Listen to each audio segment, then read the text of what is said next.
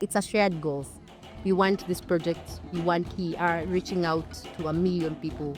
It's a crisis, it's recovery. Everyone in Africa has a story worth telling, and if it's not us who are going to tell that story, then who? For many organizations, communication is just it's like a second order problem. So you have the men and the women complementing each other at work. And they're doing this job, and they're very happy, they're very excited, and they all support each other, and they're very respectful.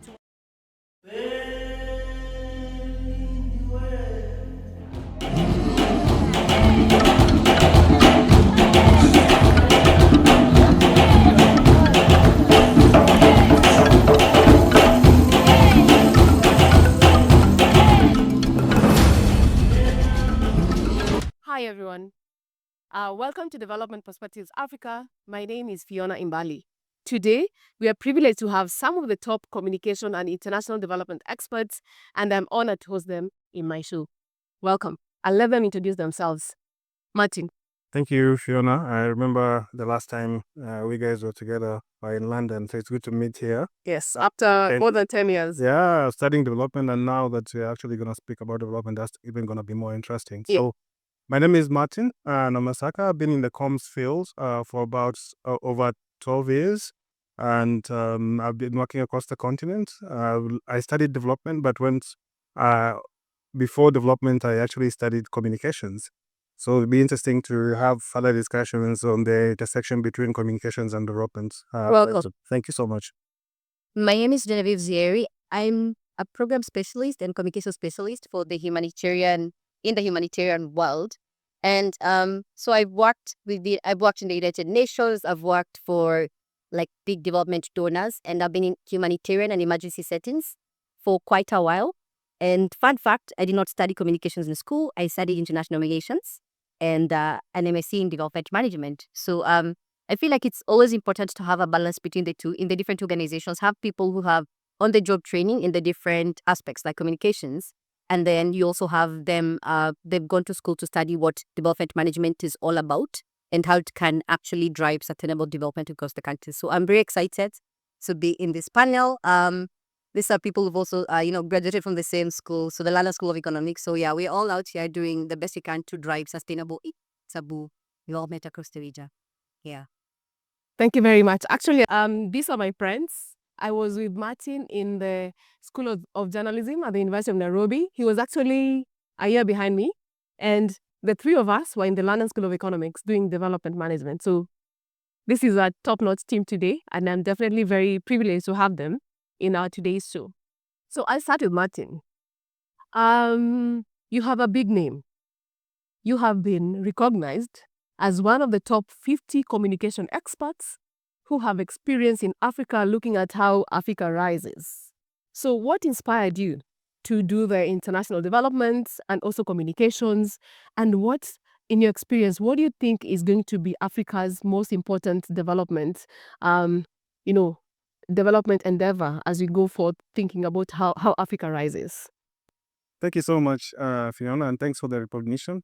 So what really inspired me to go into development? So I have a communications background, as you rightly said, from the University of Nairobi. And I had some experience before going to do my master's, and that experience was in communications. What I realized is that communication is often seen mostly as a support function. So you find that most leaders and organizations don't utilize it really well to help them position, to help them mobilize support. So I thought for me to be able to be at the center of coordinating development efforts, I might as well just go and study development, be a leader. So that's is the reason why I went into international development. And the more reason, if I have to be a bit more clear, is I wanted to have some impact in the development space, especially impact that would trickle down to Africa's real economy.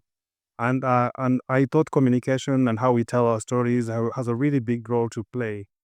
And the reason why you will find that, where, for example, if we could take for in Kenya, policies such as let's say, for example, finance bill.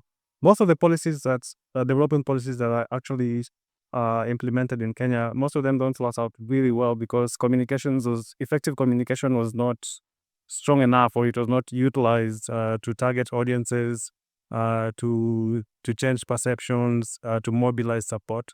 So I thought merging communications and development experience would be really helpful. I'm still going today. You have been recognized among the top 50 communicators in Africa. What has really helped you to stand out in Africa? What really makes you stand out too? So that I also want to be recognized as a top communicator in Africa. What should I do? One of the reasons is because you often find in this field, people have strength just in communication. Because when you go to school, you don't have a broader understanding of how the world works. So the intersection between communication and development is something that I spent some time to be able to understand all the emerging development issues that the continent is facing and how to communicate it effectively. So that led to a lot of flexibility in regards to how I could be able to help organizations to be able to have an impact, meaningful impact. And to mean that I grew my strengths in strategy, I grew my strengths in content development, I grew my strength in research, that have contributed to a lot of policy-led research, such as the political economy of epidemics, that led to the development of the regional communication strategy on Ebola. Yeah. So I think the reason why that recognition came about was because we being able to use communications to inform policy, but also being able to use communications to try and change Africa's narrative that has been over the years. We've always seen a negative image about Africa. So I've been at the forefront of trying to ensure that we tell vibrant stories in Africa and all the good things that are happening in the continent, and not only showing the problems. Thank you. That's excellent. Genevieve, you have over 10 years experience in the international development fields, having worked as a communications expert and also in project management. Is your story similar to Martin's, or how did you land into ID and what you currently are doing? Actually, it's very interesting to hear what Martina said, that we need to use communications to drive sustainable development, right? And you have to understand what's happening in the region. You have to understand your audience. But so in my field, what I've learned is that we often try to have communication strategies that are only aligned to the donors, the funding partners. The funding partners have these matrices of what they want to see out there. They want to see X number of posts on Facebook, Twitter, LinkedIn. They want to have a video every quarter. They just want to see the results that they believe or they perceive will be achieved by their programs or their projects, the projects they're funding. But nobody really takes a deep dive into thinking about how the project's actually implemented and when you're going to get the results. So sometimes you just rush into publishing, posts and, all this, you're driving the media agenda, you're driving the agenda that has come with the funding partner. And that does not work for anyone. In my experience, I actually find that it works in the opposite. It's the reverse. You do not achieve what you are trying to communicate. So you're going to appease the donors, which, well, it's written in the legal agreement and you have to abide by it, right? But then you're also looking at the beneficiaries while you're implementing these projects, and they're not seeing the benefits you're communicating.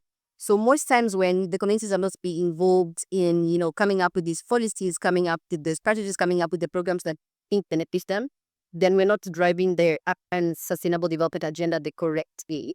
And that's why, like I said before, you need to have a mix of the person who's gone to school and studied what international development is all about, and especially in the humanitarian and emergencies setting, versus also the person who understands what communication does to the people around you and the work you're doing. So for the last 10 years, I've actually enjoyed being in the middle of both. So I've always done the program management and I've also done the communication. And I would like to move into advocacy, where now I sit at the helm of where decisions are made on how programs are formulated and implemented. You don't just bring blanket programs thinking that, okay, fine, we're going to this country X need this and that because they're recovering from a war, that civil wars that have been there for years, without sitting down with the people and understanding what they meant. And I think having these conversations right now, looking at the experience we've had in the different countries, like amongst ourselves, I think that's driving the conversation in the right way. And that's probably going to come up with the better tools that we're all looking for. Yeah. So that's what keeps me here. Clearly. Thank you. I think that's a very well put answer. And you've actually said something quite important. We need to understand our audiences. Martin, having worked across Africa and the globe, you realize that strategic communications is very important. How would you define strategic communications, and what is the role of strategic communications in understanding our audiences for us to really have impact in international development? Thank you so much, Fiona. I thought you'd ask that question. Yeah, I'll define there's very many different definitions, I would say. But I'd like to think that strategic communications is being very deliberate, first of all, by using communications to be able to meet organizational or even projects objectives. So goals, if you have goals, I use communications to help you achieve those goals. And the way strategic communications is key, and even looking at at the development landscape in Africa, I would say, to be honest, a lot of organizations seem to get it the wrong way. So if I was to, I've worked in the sector, development sector, for over 10 years, over 15 years, to be precise. And you often find that comms, and Genevieve rightly alluded to it, when it comes is often seen, we have a tweet, we need to post it. We don't really spend, a lot of organizations don't really spend a lot of time to understand what are the communication needs of different audiences for us to have a meaningful two-way engagement with this audience. So when you're thinking about strategic communications, what's really central is the audiences that we communicate to. And oftentimes, most organizations or projects use a bolt-on approach to communications, where you wake up, you have a project, you have an activity, you just create a message about the activity or a workshop, and then you post it. What most organizations don't do is going, and this is really key when it comes to strategic communications, is trying to understand who our ambassadors are, precisely who our enablers are, who our friends are, and who our blockers or onlookers are. So being able to understand who has the power and influence to help us meet our intended objectives. So that's where strategic communications really comes in strongly, because then when you understand the person who has the power and influence, then you know who is the right person to invite for our workshop. You know who is the right person to send your messages to, and what kind of messages you can be able to tell to them. That way they get more engaged. So most oftentimes you find that a lot of organizations don't spend time to understand their audiences, and then you miss the big point. So it's almost like shooting blanks. Yes. So you just shoot a blank and expect that there will be a reaction, or there will be an engagement. Yes. So that's where a lot of people don't get it right. So strategic communications is really key, because then it helps us to understand these audiences, and then these audiences we're able to do targeted messages, and which channels will be key for them to be engaged in. Excellent. These are excellent students, They're saying everything I taught them when I was a senior somewhere. So thank you very much. Just exactly what I wanted to hear, because a lot of organizations think that communication is very easy. Number one, is very subordinate. And then when it comes to budgets, very little is given in terms of communications budget, very minimal. Because for many organizations, communications is just it's like a second order problem. So we don't plan properly for it. We don't give enough budget to do proper communications. And then it's just touch and go, which really is not meeting the objectives of communicating and storytelling for these organizations. So Genevieve, you've worked in fragile and non-fragile states. Is there a difference in communications, or is communications just a blank, thing to do in all fragile and non-fragile, countries? Well, there's a very big difference. Especially for the fragile countries, the cultural nuances have to be really mapped out well. How you communicate, how you engage with your audience, as Martin had just stated, is very, very important. And this not only goes into the projects, the programs, and the donors, but it also goes to so now information in the era of social media, information goes out very fast, right? So you're going to press releases, you're going to press conferences, you're doing your tweets, your Instagram reels, you're doing everything, right? But when we sit down and look at the different countries we're in, I mean, I've worked in Kenya, I've worked in the Somalia, Sudan, South Sudan. I've gone to Uganda, Tanzania, right? You look at your country, you look at how progressive they are, you look at how receptive they are, and then you decide on how you are going to be your targeted messages, right? But sometimes, so like, yeah, I see it on this other side. So I've worked with the different countries, we work with different donors. There's some donors who understand this, and there's some who don't. So you as a communication specialist, when you're coming in, you also have to understand what your partner needs, who your implementing partners are, and what you're trying to communicate with the organization, because the organization's mandate still has to be put on the forefront, right?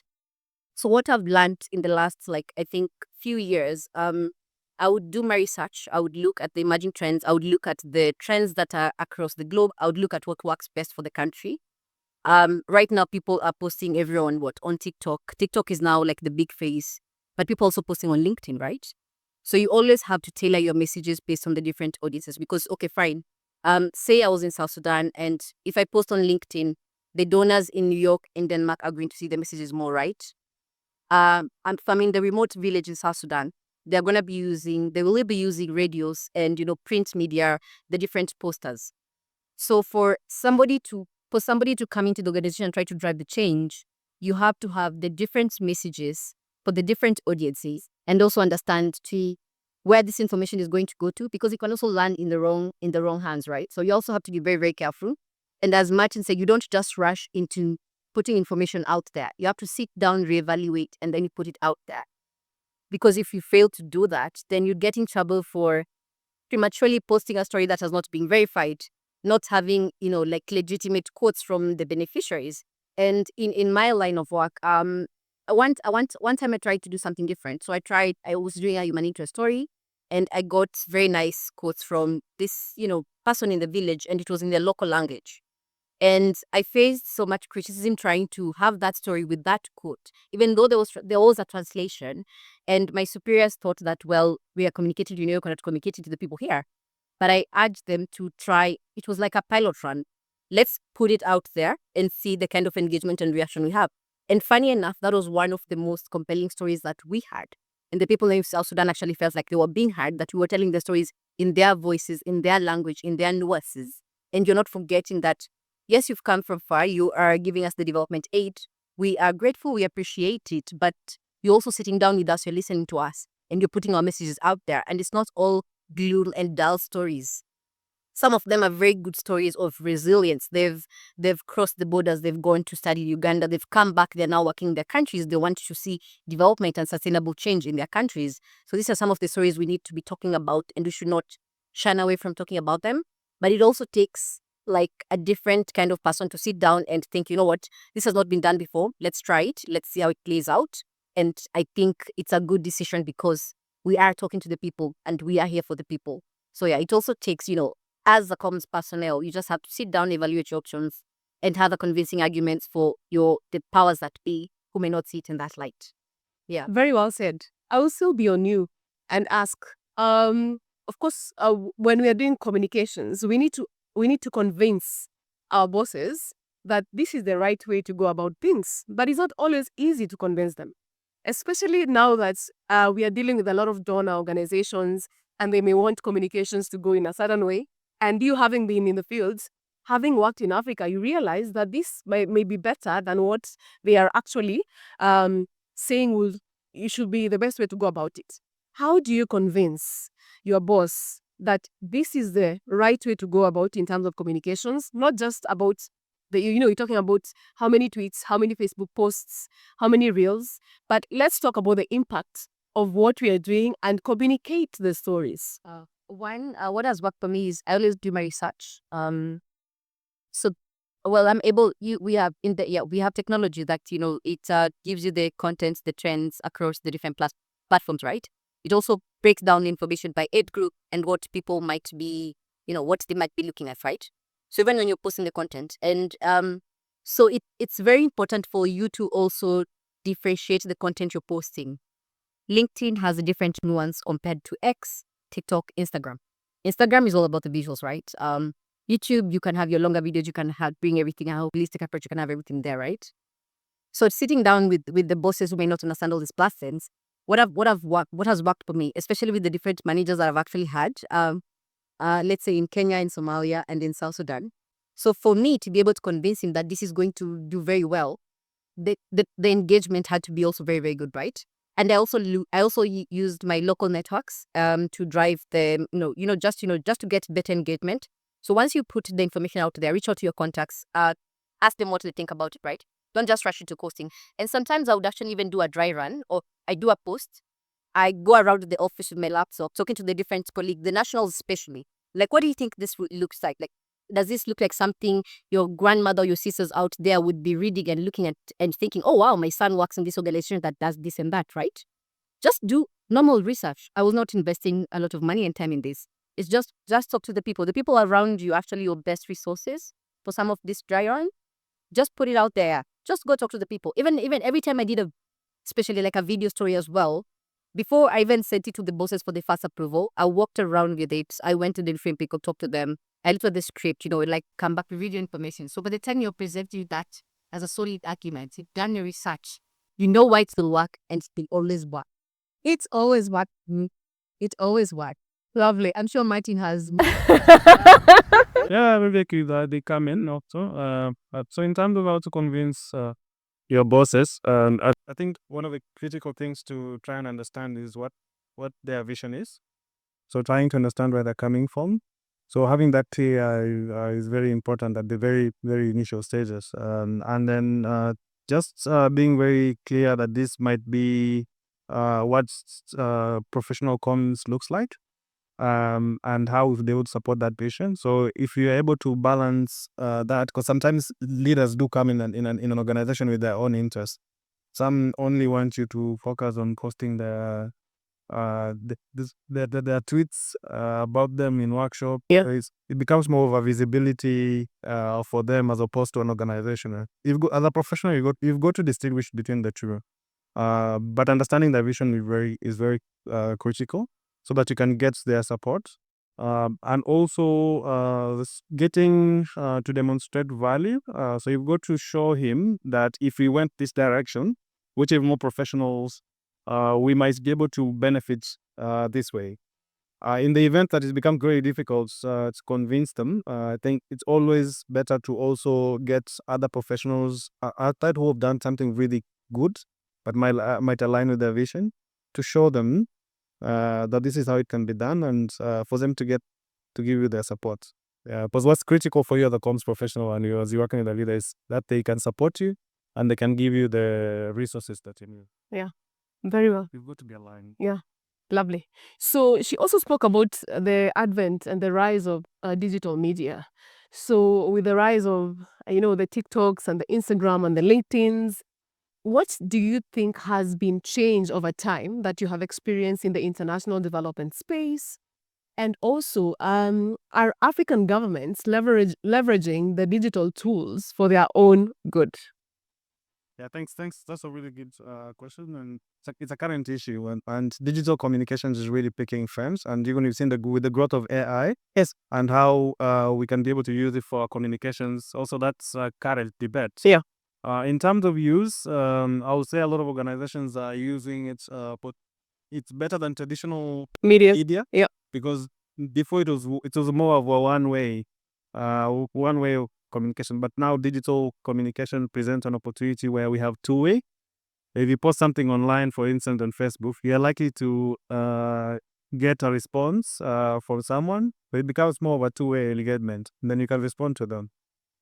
So in terms of so there's app text, which is a good thing. There's two-way flow of information, which is a good thing. In terms of African governments being able to utilize it, we've seen even now on digital platforms. Kenya, for instance, is a really good example where we've seen it being at the forefront of promoting the digital economy, and I think digital communications are a really big role to play here. And with the growth of digital platforms, they're seeing e-government, e-health, the services being provided like e-citizen. We have e-health also. The only issue when it comes to digital comms is for African governments, if you're thinking of growing this, also helping develop the creative industry and also contributing to the digital economy, is we've got to think about the digital divide. Yes. Because there are places where people cannot be able to access some of these platforms or things.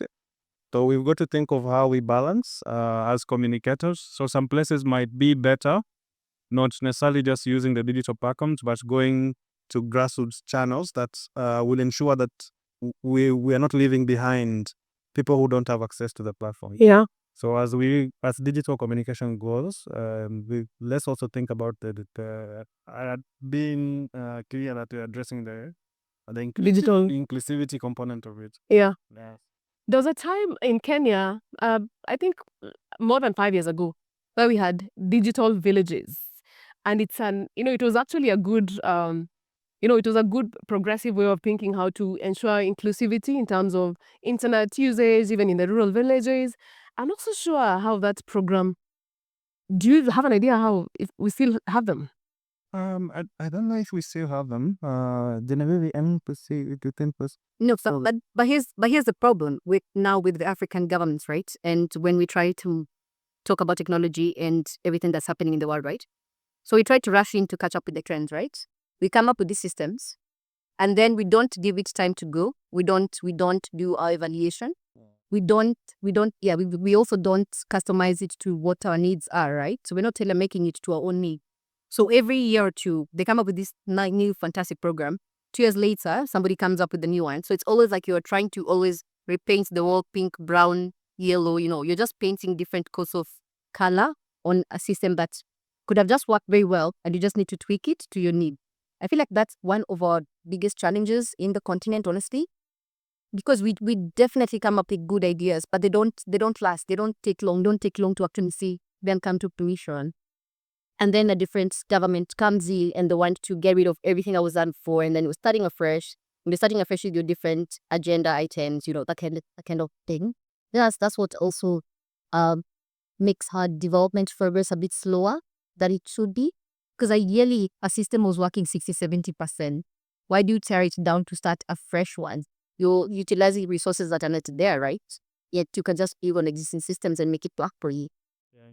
I mean, and to add to what you're saying, comes as a really big role to play in there as stakeholder engagement. So when you're coming up with all these big initiatives, either digital, or it could be a policy, we just don't do stakeholder engagement well enough.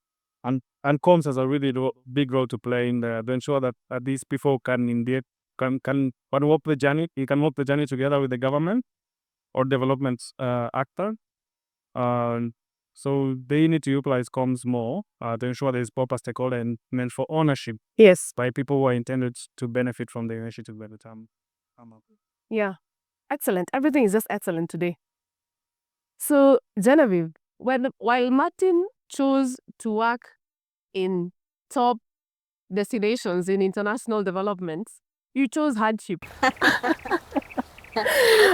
Why did you choose hardship? Why did you want to go and work in hardship areas? And what are the lessons you've learned over the years? Just to correct you. I'm a firm believer of taking development to where it's needed the most. So if you're looking for impact, you don't want to spend most of your time in boardrooms here in Nairobi, TBD.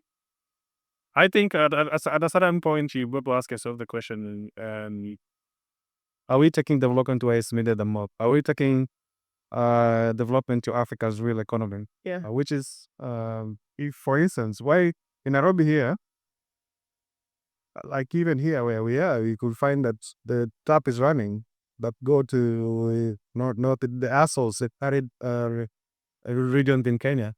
You find people try to get that water it's almost hard to get, and there's many reasons to explain that. So we become the choice. Maybe she'll convince us.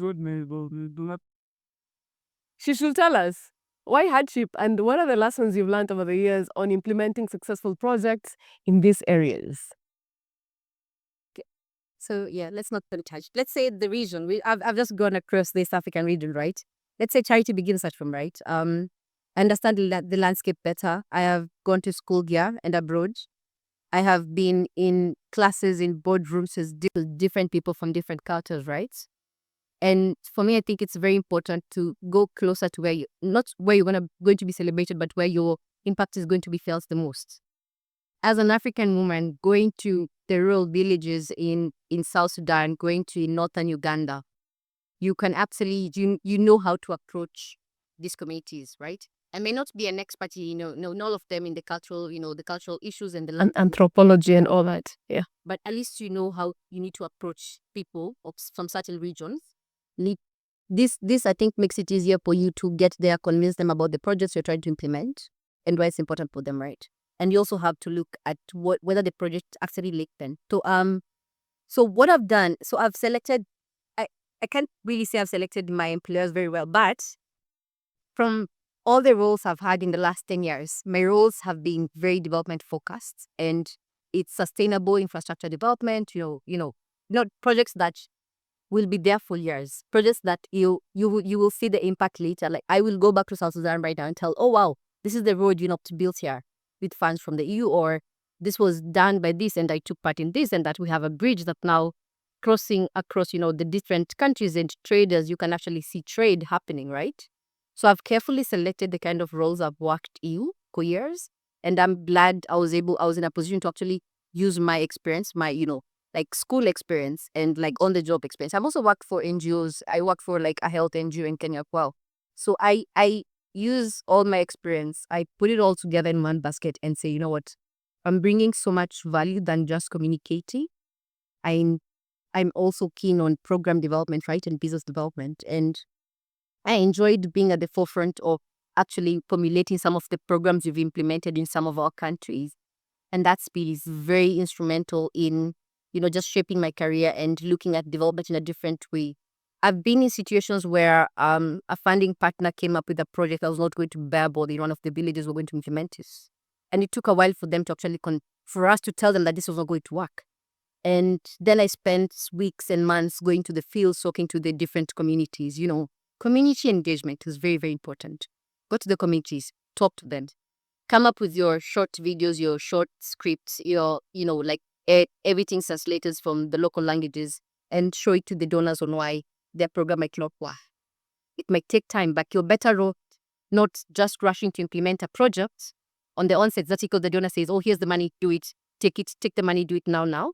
You're better off just taking a pause as an organization and saying, no, wait, you need to reevaluate your skills, calibrate this, it's right. Because we also want to show we also want to show it, right? And that takes time. And so I've been at the forefront of implementing projects that have gone through extensive community engagement from the onset, and I've also implemented projects where community participation was never even thought about. And there's a stark difference between the two, where you actually engage the communities and the local government and the national leaders. Those projects have much more far-reaching efforts compared to the one where funding partner just came and said, here's the money, do it. If you don't continue, you could take it to another organization. You take it to a community-based organization, or we'll do it our way. So yeah, there's a very, very big difference. And yeah, so if you're looking at sustainable and equitable development, we all have to sit down, think, reevaluate. And there's nothing wrong in saying, I don't want to work on this project because I don't think it fits with my, moral values. I actually, taking a step back from supporting programs that I felt were not driving any economic agenda in Africa, speaking. And it doesn't mean it's not be done. It will be done. It's just be done by somebody else, mommy. Okay. Yeah. Great. I'm still on you. We're talking about having worked in fragile nations. You, at one particular time, and you've talked about the importance of engaging communities, going to speak to the communities where they are at. And you've worked in danger zones where you'd actually go to places where there are minefields and you have to write those stories.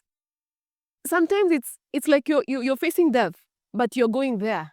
What motivates you to face death like that and have the confidence? Because I don't think I'd ever do that. Don't get into it.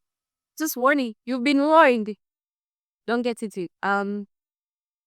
So yeah, part of storytelling and part of telling the African narrative and driving change, right? You have to be there. It can be scary, but somebody has to tell the story, right? I actually enjoyed going to the fields. Yes, there are resources to keep you safe.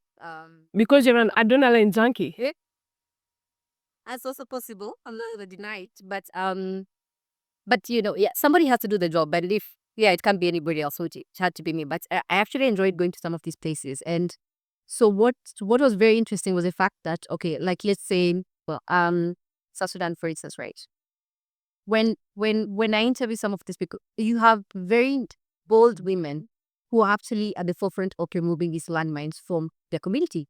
They want to make the community safe. And they've actually gone to school. They have degrees, but they're saying, this is the job I want to do. So in my line of work, I've interacted with very amazing bulls as, very strong women in this field. And especially if it's like the field of mine action where you wouldn't expect to see women there, right? But you find them there. And they're, so statistically, actually speaking, very interesting to know that they're the most careful one.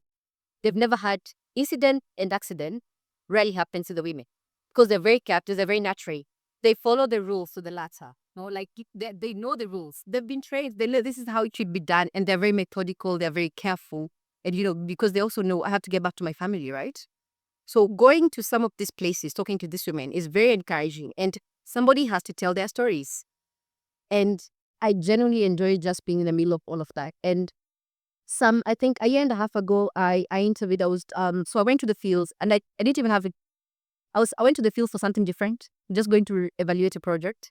And then we ended up, sitting down with the guys who sitting down with the personnel who are removing the landmines across the state. And I got to talking to some of the women, and so eventually I did a very short video of how working like mixed gender teams work very well. So you have the men and the women complementing each other at work, and they're doing this job, and they're very happy, they're very excited, and they all support each other, and they're very respectful to one another, and that actually builds harmony and makes the work better. Something you had not seen before.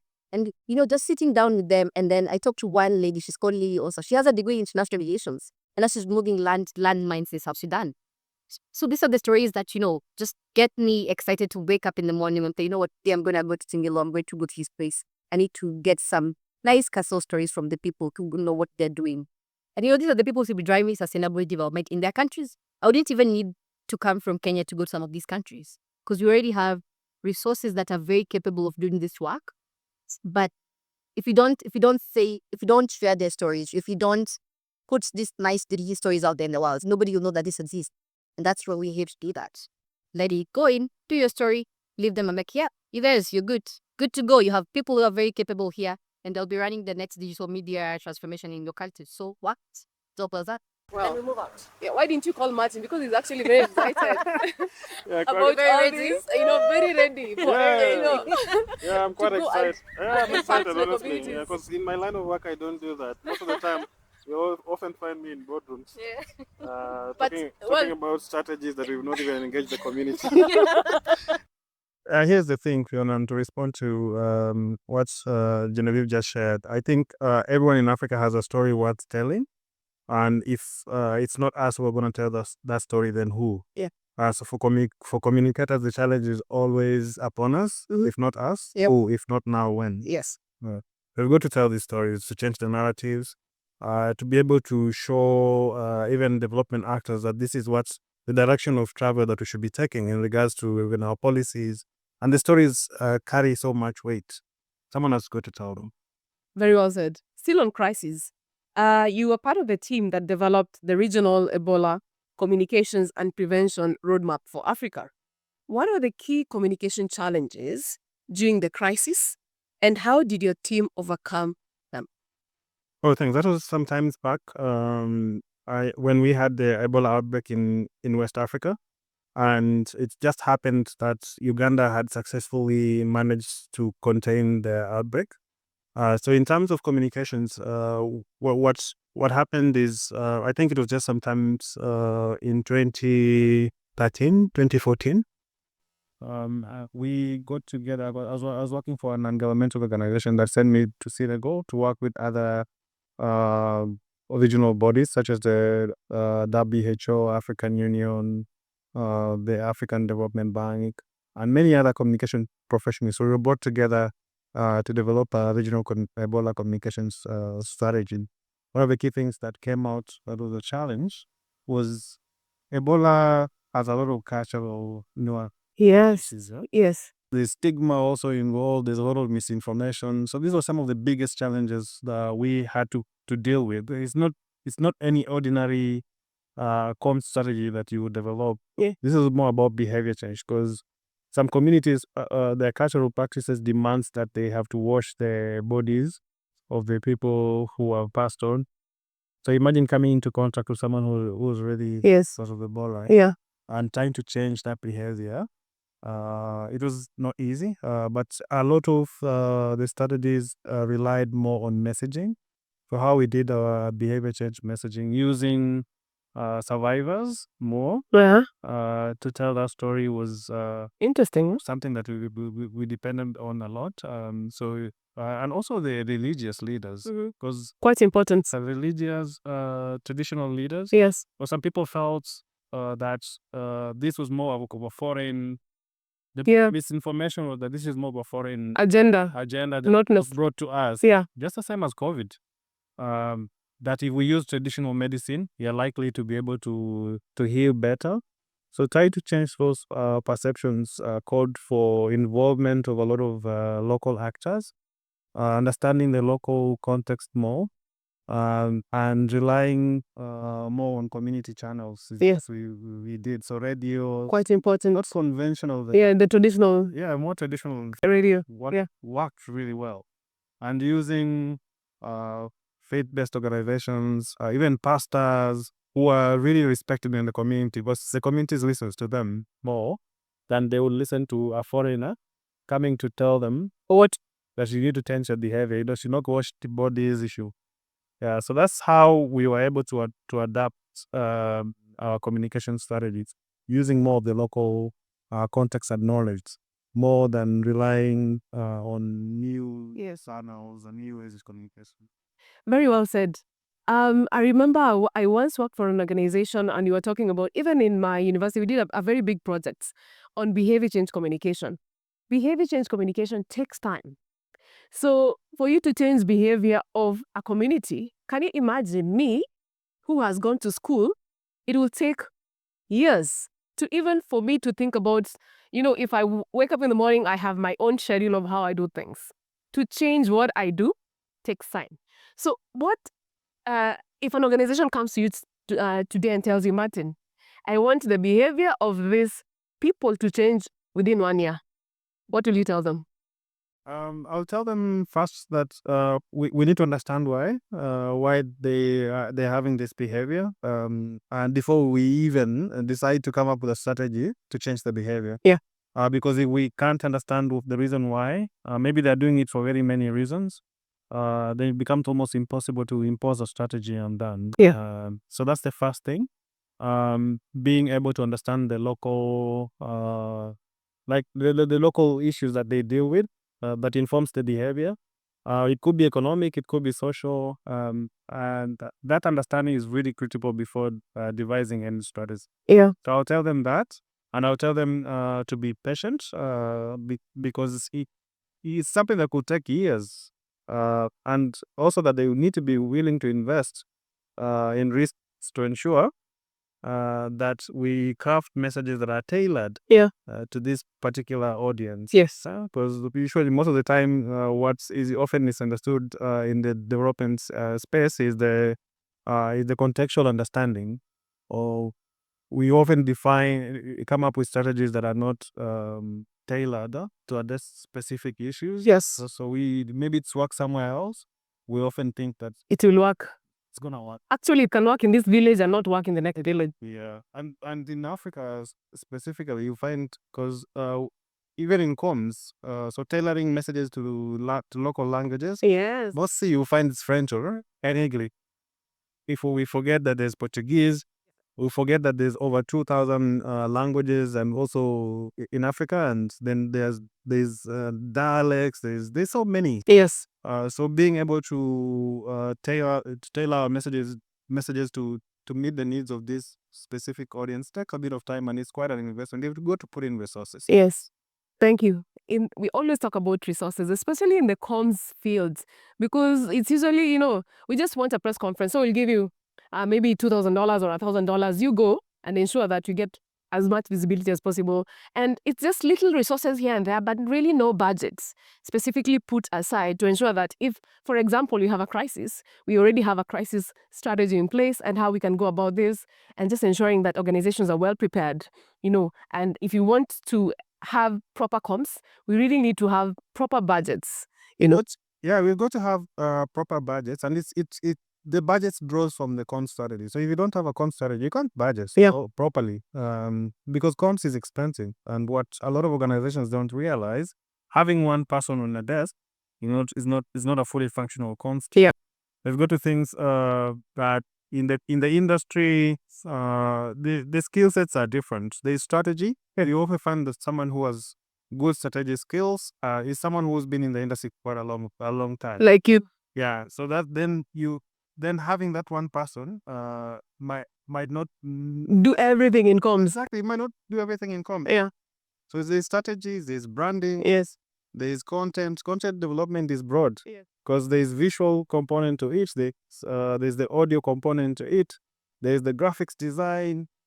There's the writing part of it. So it's a broad. It's broad. The digital communication. Really now current. This is also another skill sets, and we often find that young entrants in the market are the ones who have these skills. Yes. So if you've got to think about it, you're looking at about more than 5 people. Yes. Running your comms. But doesn't mean that you need to have all these 5 people. Yeah. If you can't, then at least put some resources and that can deal with commission skills from outside. Yeah. You can always get consult. Outsource. That means here and there, but that they might need to be paid. Yeah. Very well said. Actually, we had a discussion with similar comms people last week, and you were saying there was an ad that said we want a communications advisor who should be versatile in graphic design. They should know video production. They should know how to use Canva and InDesign. They should be great writers. They should be everything in one. And then you look at how much they're being paid. I'm like, wow. It takes time. Wow. Honestly, in my opinion, it takes time to build all these skill sets. It might take you all more than 10 years, fully proficient. Because all these are in schools, they are taught differently. Taught at this in one bank. You find someone prioritizing to go and do prints. Exactly. Someone broadcast. PR. Development communication. Development community. But it's quite broad, and it takes a lot of time. Yeah. Cases. It's just almost impossible. Yes. As you find them in one person. Very well said. Thank you. So Genevieve, having worked across multiple sectors, and your work requires you to work with different organizations, what is the most difficult thing for a communications expert and international development person to work across board? Of course, if you're working across the UN, the African Union, non-governmental organizations, how do you coordinate all these, different entities working together and ensuring that you actually meet your objective? Coordination is not a problem. Mandate and visibility piece. Because what happens is you have different stakeholders. Maybe you have cool funds for a certain project, right? And everybody wants maximum visibility. Even if the main role in that whole project was just small fine print and just to say, yeah, we are supported here by or that kind of thing, right? So everybody wants the glamorous and glorious visibility, right? But they don't think about everything else that goes into the program. It's a shared goal.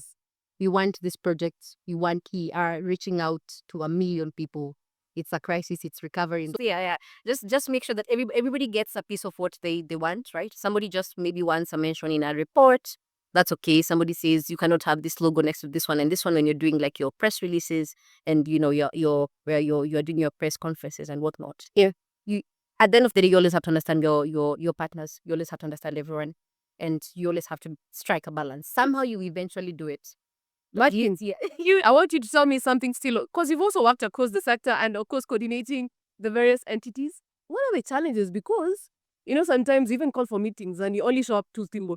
I've worked in that. I know what I'm talking about. So Tell us, how do you navigate through this and ensure you're actually successful? Yeah, thanks. And most of the challenges is because there's competing interests. Yeah. It almost feels like there's a competition. Yeah. Between different agencies, organizations. For many reasons, this because maybe some might think they put in more resources. Some might think that maybe this is an opportunity for them to get more resources. Yeah. So what's critical I think when you're working on joint programs is at the very get go, at least agree on one thing, agree on having a joint communication strategy. So that and then you have one person who is you have a joint communication strategy, or you have a committee where you have all the comms professionals um, being part of the committee. So you agree on the messaging, you agree on a dedicated shared or maybe branding, dedicated resources. That then avoids a lot of issues there. But the reality is, um, the reason why the challenge comes about is because it's a competitive field. The resources are dwindling. Everyone is fighting for their space. But you can always avert that by ensuring there's a joint communication strategy, which makes the messaging clear. All the joint initiatives, such as events, clear on how you go about that. Okay. Yeah, so that can avoid a lot of issues. Great. I've also noticed that shuttle diplomacy really works. I've had to talk to different agencies like on the sidelines over an event we were coordinating and doing together, just to avoid having clash around the table. And that actually worked very well. Because then now everybody just meets on the last day and everybody try to, oh yeah, this is about it. Yeah. Have everybody there, give everybody the applause as they want. But yeah, I think shuttle diplomacy also works. So as a comms personnel, I found it very important to have the comms people. So like, you're working with the different agencies. You know your comms people, not the ones you cannot stop. But there are also other comms people may not approach for the same reason, for the same event, for the same program, same, kind of joint communication strategy as marking Aki quote it. But yeah, know your people. If you actually have to go to a program manager to get the strategy move along, then do it. At the end of the day, something has to be done. And yes, not everyone might be at that time, but something good has to come out of it. And especially if you're focusing on the beneficiaries and not just what the organizations and entities want. It should always be about the end product, the impact and the beneficiaries, honestly. Yeah. Yeah. Thank you. So she's talked about wanting to go into advocacy later on when the right time comes. You've been in advocacy. Yeah, And you I love and Inside I'm an activist. and you're doing things that I really love.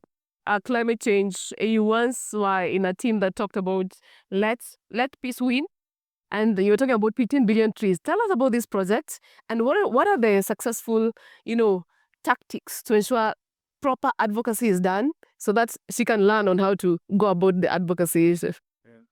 Advocacy, it's interesting because I think there you get to call on people to do the right thing. Yeah. The challenge, I think,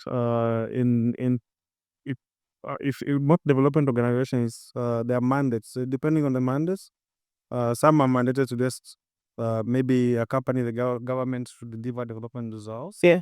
So they are restricted to what extent they can be able to Yes. Do the advocacy. the advocacy. Yeah. The advocacy space is quite interesting. I remember working with Oxfam, and it was quite interesting because then we'll call the government to tax billionaires. So ensure that at least we have an inclusive society. Yeah. So when you come back to Let This Win, it was more of an advocacy campaign to foster meaningful engagement of youth in elections. That is during the 2022 elections. It was 2022 elections in Kenya. Yes. Where the voter turnout, the youth were not registering as voters. So the government actually reached out for support to develop a campaign that will ensure a bit more involvement and engagement by the youth. That led to the development of the Let Peace Win campaign, working very closely with the IDC and also the National Cohesion and Integration Commission, because at that point we had a lot of hate speech and misinformation and also disinformation. Yeah. So we wanted to be able to create a campaign that can first ensure that the youth actually just become involved in in elections, but also deal with all the misinformation and disinformation, because people there was a lot of online posting on just hatred messages. Yes. So he wanted to be able to counter that. One of the key things that Let Peace Win did was also to develop a platform. It was called I Verify.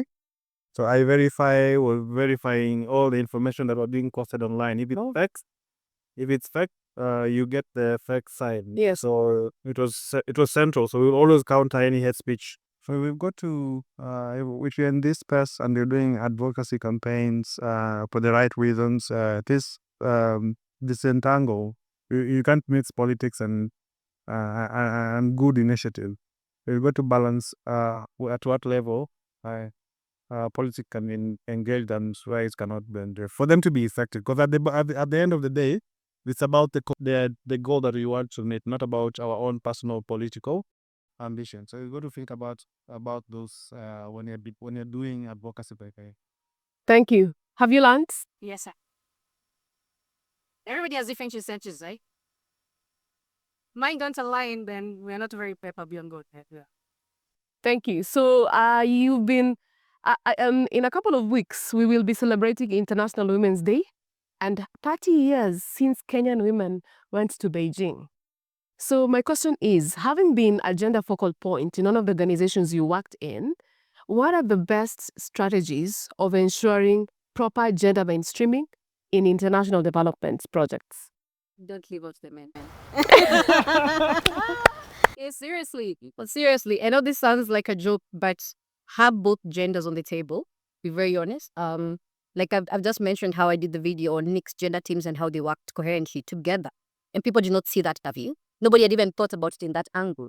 But it's also because we're doing our strategies. We are putting different people in the room without considering the needs of the people around them, right? So when you sit down, so when you did like different strategies for, like, say, the women in action and whatnot, you sit down with them, the women who have the ideas of what they want. And of course, yeah, you've done your background research. You know the cultural practices around the region. You have some bit of background, right? Then you talk to them and they tell you what they need, what they want. Some are overly ambitious, plans, and you already know with the limited resources you can't afford to have all of them on the table, right? But then some are the common basic thing that sometimes when we're in this area and we feel like we're not safe to, like, like some of them either work with us, or we would like to have, like, maybe stop working at 2 or 3 p.m. Then you can get home and the men can work like later. It's always just looking at your cultural context and finding solutions that work for you. But always consider both genders. Don't just think about this is what the women want, honestly. Think about what happens when we empower the women so well and then the men feel like they're left behind, right? The whole leaving no one behind principle that we've been singing about for years. And then the men also think, okay, fine. So nobody also cares about what we feel, because we also have issues like maybe sometimes you're far from your family, you're also far from our families. I have a wife and kids there and they expect me to be home. I'm not going back. You're giving the women better time off and things, right? You're not thinking about it as well. And we all have families. We're all in the same context. We're all far in remote areas from our families. So how do you incorporate us as well, right? Mhm. So literally have both genders in the room when you're discussing these programs, policies, and practices. Don't alienate anyone. And also think about how the other gender is going to feel. And this goes both ways. I mean, think also about how the other gender is going to feel if they feel like you're giving one part of the divide too much power and not giving even a little bit to the other side. Yeah. Yeah. Since you didn't do comms, I can actually tell you that that's still part of a lot of behavior change communication. Yeah. You really need to think about the cultural nuances. Yes. You need to think really about who this communication is for, how it's going to affect the people around them. And these are things that some people actually who have not done comms really ignore, and they fail terribly. But congratulations. Yeah, but I agree with her that don't leave out the men. Yeah. Because They will come and scatter everything. the boy child, the boy child now is suffering. So finally, I think we really had an interesting conversation, and I'll definitely have you back for more insights because I've really enjoyed listening to my peers and learning. And finally, Martin, what do you think is the most important thing in terms of communicating for African development or just communications for Africa? Yeah, thanks. I think the most critical thing at the moment is for us to have a very good, when it comes to strategic comms and how we do comms in the continent. We've got to think, to have a really good contextual understanding. Yeah. I think the continent is quite diverse. What we can say in Kenya or communicate about Kenya might not be the same in Uganda, for instance. Yeah. I think all these different countries in the continent are all struggling with their own challenges and also have really good stories and that comes from them. So when it comes to strategic comms, I think we have a really big role to play as communicators in development to be able to change the narrative of where the continent is at the moment. I think there's a lot of vibrancy in the continent that's not being told. There's a lot of stories that are not being told, be it in the minefields, people who are PhD master and are working in the minefields and Yeah. doing it really well. Yeah. There's quite a lot of good stories that we're not telling that could maybe help someone else in a different context be able to do things differently. Yeah. The thing is that to tell these stories, I think communications professionals have to come up front and tell them well. I always look at the way America does their stuff. You guys have a lot of challenges, I tell you.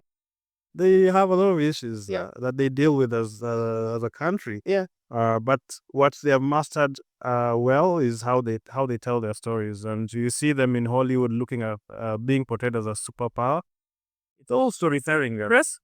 So for the continent, I think communicators will have a really big role to play in how we change the African narrative, and if not now, when? It's not us. Who?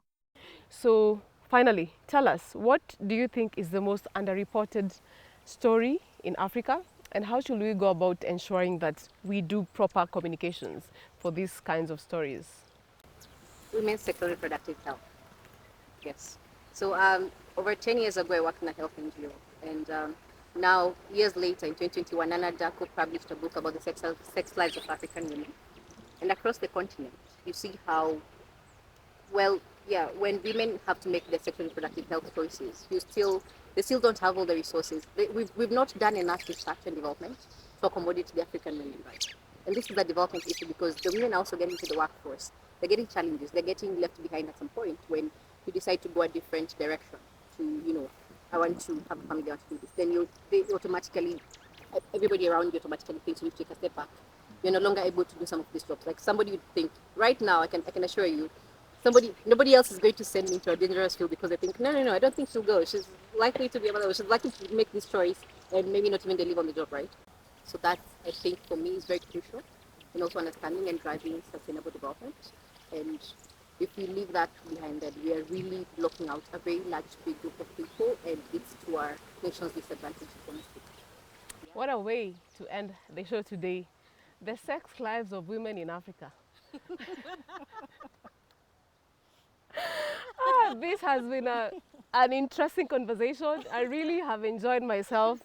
I think you also enjoy seeing and hearing such conversations. I'd really like to appreciate you for taking time to watch us today. Please subscribe, like, comment, tell us who you'd want to see next in our subsequent shows, and we'll continue to definitely bring such stories on board. I will definitely have you guys back, and I'm sure we have more people in ID and communications and governance talking about these very critical issues we face in Africa, storytelling for Africa's development, and ensuring that we are, as Africa, on the right path and trajectory in development. Thank you very much.